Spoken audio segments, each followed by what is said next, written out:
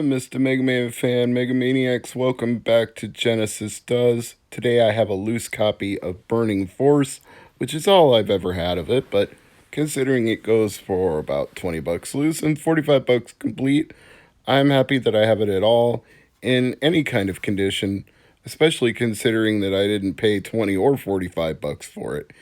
It looks a little rough on the outside, but trust me, it works. And it's a good game, so it's one that I'm very happy works. So let's stick it in the old analog Mega SG, fire it up, and as the gameplay proceeds, I will tell you a little bit about the history of this unique game. Ahem.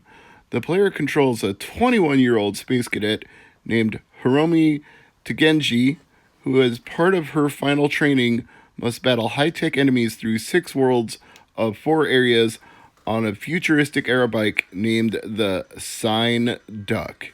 Yeah, I did not make that up. That's what her bike is called.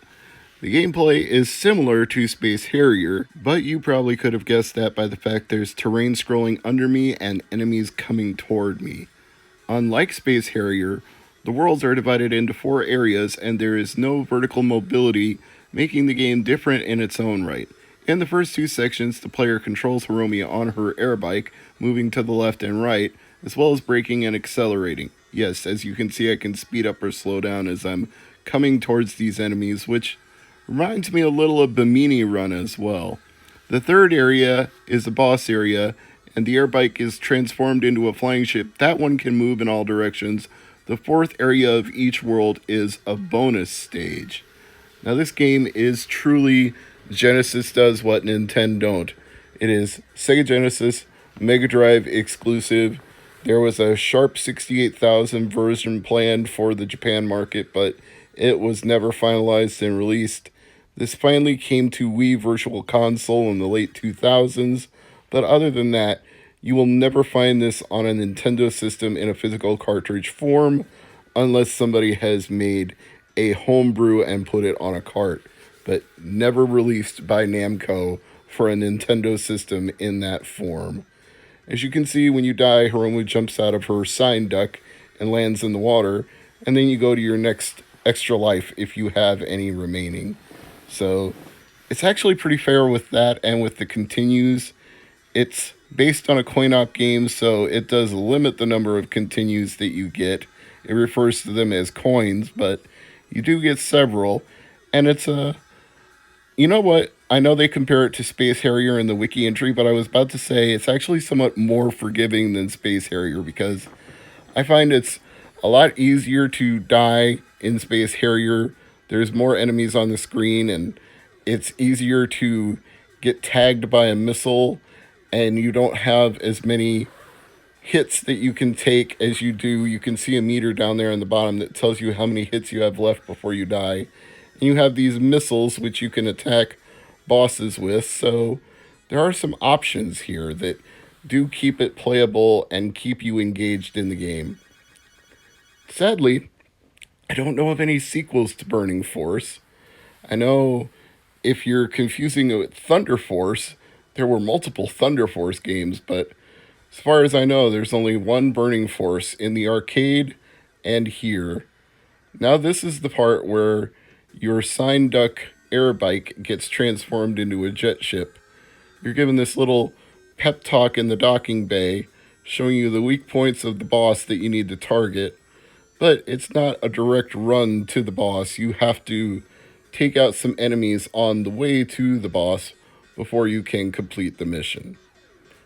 This is one of those Genesis games that if I wasn't doing a video for Genesis Does, I would quite honestly sit here and play this for, I don't know, an hour, a couple hours. It's one of those games that's not hard to get into. I know 20 bucks for a loose cartridge is a pretty big ask. Then again, it's not the biggest ask considering the scarcity of some of the really in-demand high-ask games. It's not like a Chrono Trigger game, but at the same time, you might be thinking, man, 20 bucks is a lot to spend on a loose cartridge for one game. So my advice to you would be try this in emulation first, or if you have a jailbreak on an analog Mega SG, load it on an SD card and try it that way first. And if you like it, then decide for yourself because, I mean, shit. You're going to pay at least $30 for most Nintendo Switch games, at least 40 to $50 for most PS4 or Xbox One games, sometimes even 60. So is $20 really that bad when you boil it all down? Now you may say those $30 to $60 games have a lot more depth and replay value and maybe many more hours that you can put into them if they're things like an RPG. But I would argue that the replayability factor is high on this particular game because I'm sure I've had this cartridge now for, gosh, it's 2019.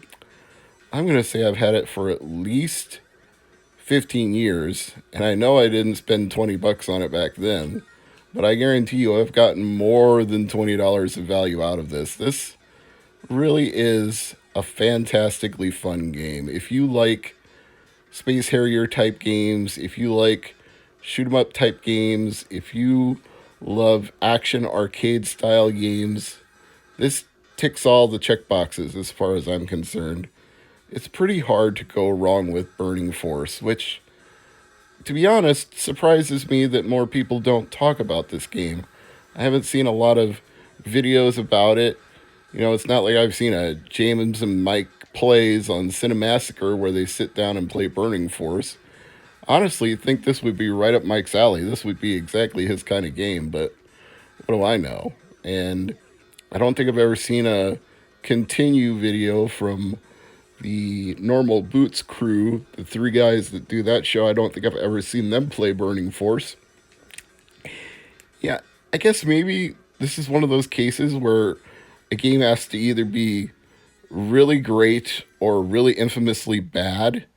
And if something is just good, okay, fun, it doesn't quite get the notoriety that it deserves. Which is why I feel like Genesis does can fill a niche because I'll take a game that's good and be like, okay, here, this is good. It's not the best, it's not the worst, but it's good. Now, I wish I remembered the pattern a little better on this bonus area because I'm missing a lot of these bonuses that you can pick up. And as you can see at the end of this level, it will count them all up. But at least I started to make my way through the purple rings a little better, which enabled me to pick up more of them. Not enough of them, but more of them.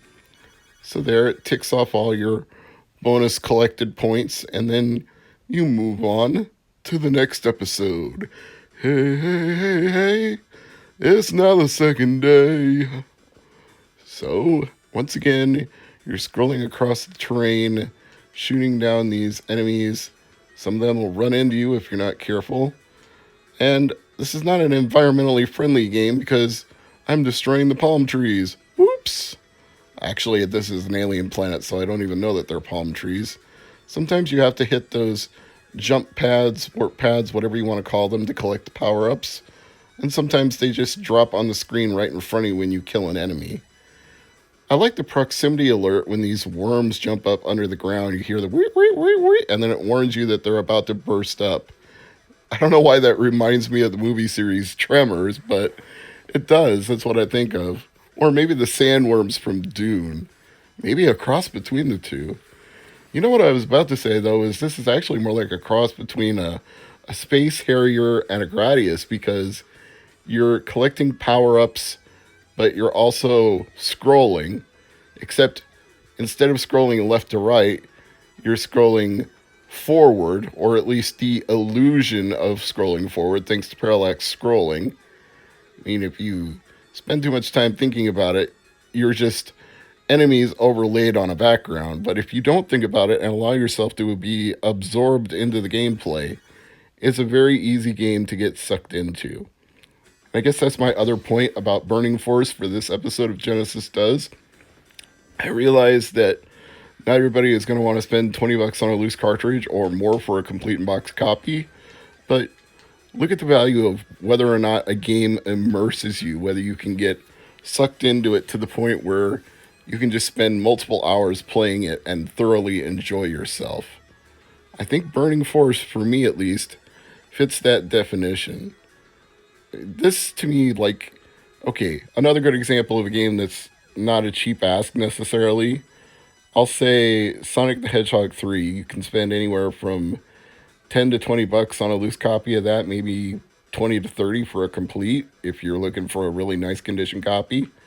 And that's not inexpensive, but just think of how many hours you will spend playing Sonic the Hedgehog 3.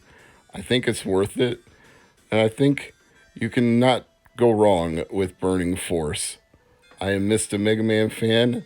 As always, thank you for watching, and I'll see you in the next video. Bye for now.